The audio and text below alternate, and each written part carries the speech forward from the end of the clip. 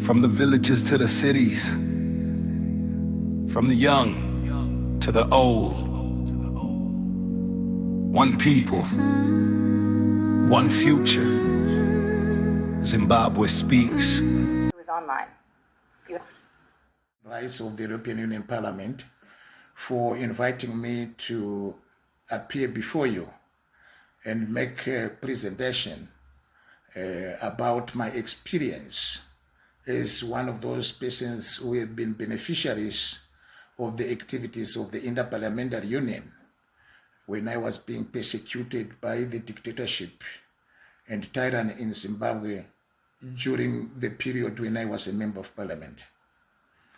The issue of human rights abuses that not only myself, but several other political actors in Zimbabwe, including a number of members of parliament, is on public record on how many people have suffered on the hands of the regime in Harare. There are quite a number of many issues which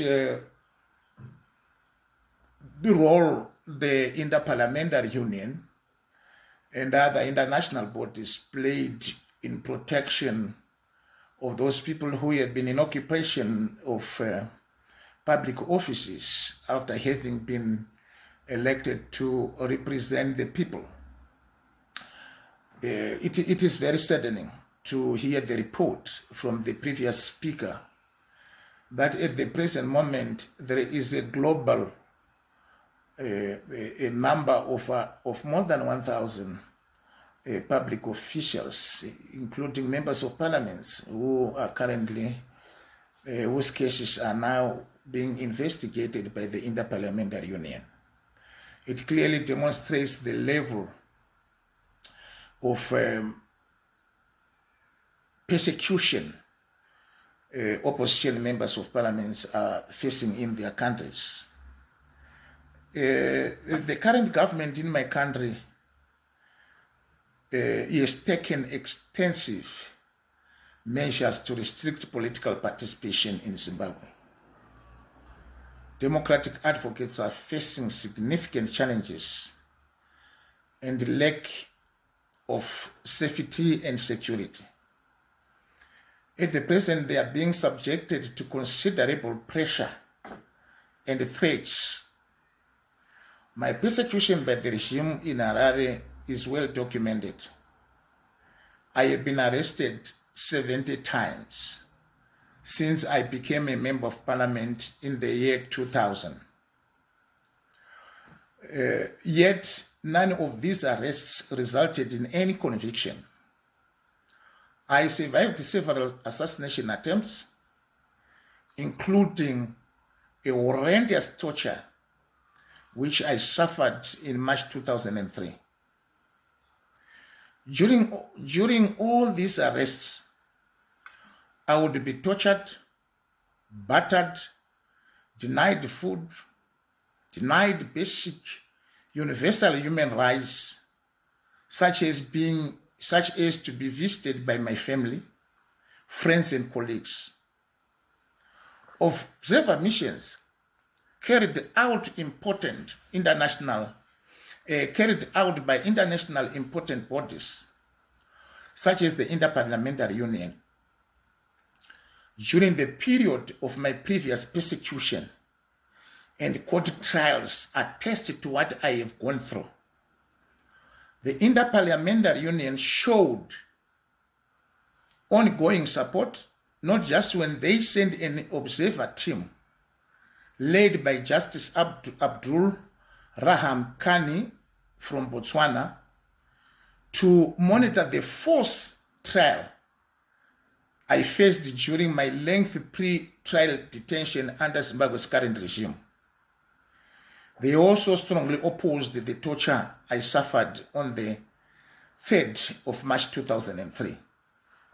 My picture is publicly displayed at the headquarters of the Interparliamentary Union in Geneva, describing in detail the torture I went through I was in tears when I visited the IPU headquarters in May 2024. Soon after my release from persecution back home, when I visited the IPU Secretary General to see my pictures of torture being among many members of parliament who have gone through similar trials and tribulations displayed at the headquarters.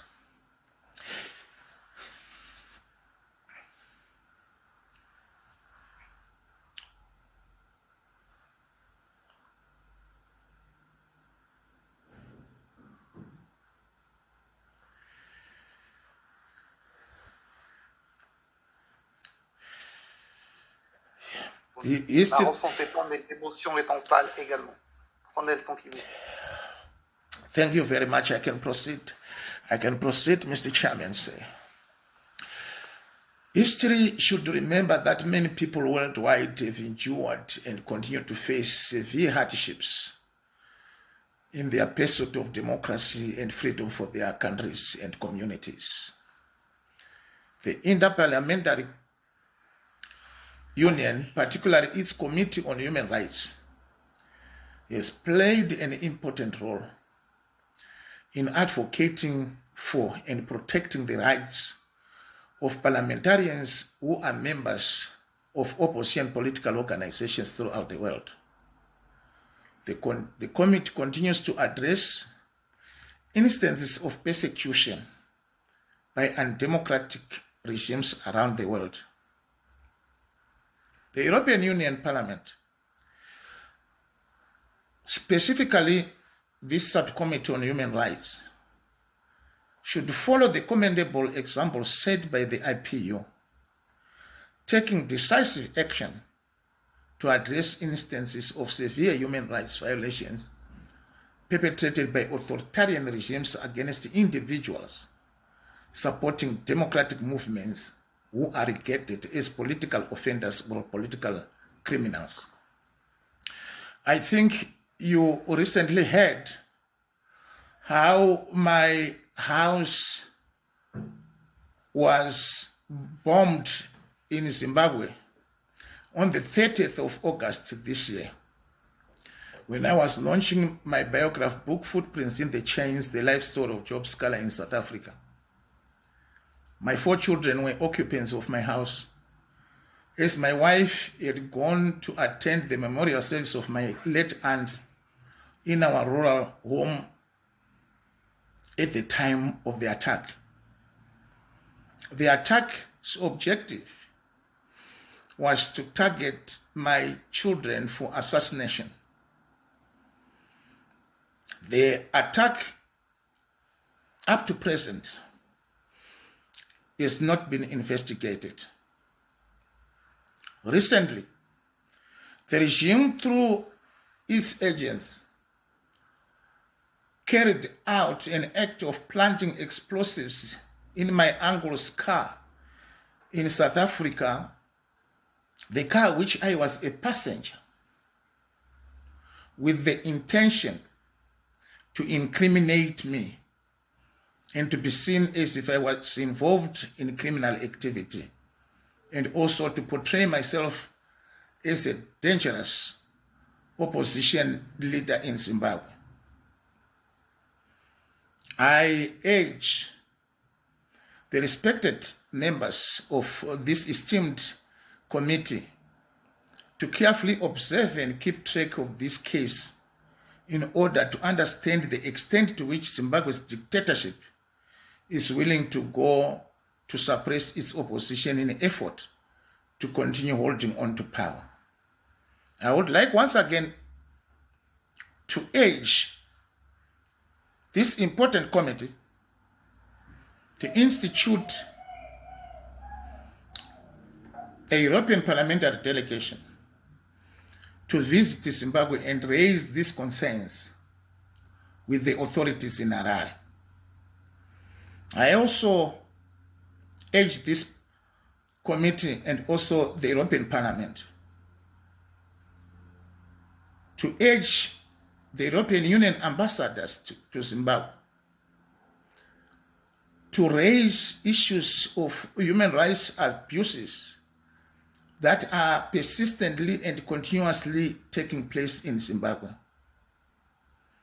An important European parliamentary delegation visit to Zimbabwe will open up the international community about the human rights abuses both parliamentarians from the opposition political parties and also opposition political actors are facing in our country.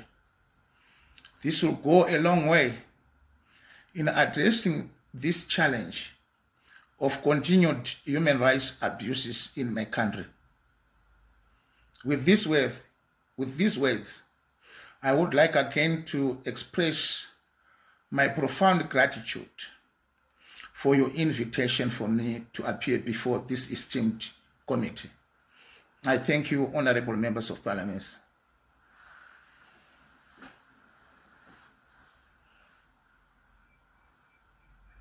Merci à vous de l'avoir fait.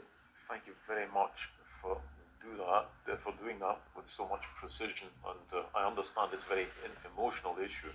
I'm not sure if you managed to hear me, but I did wanted to say that we also felt the emotional charge of doing this, but I think that what you've said or shown us today is that this is not an issue about support between two people who are carrying out the same job, but also about supporting democracy right throughout the world. And I'd like to give the floor to Mrs. Huse for 7 minutes. Go ahead, please. Distinguished members of the European Parliament, it's an honor to address you on behalf of Parliamentarians for Global Action. PGA, it is a non-partisan global network of parliamentarians from 150 countries committed to advancing human rights, democracy, and the rule of law. So like many of you, PGA has about the persistent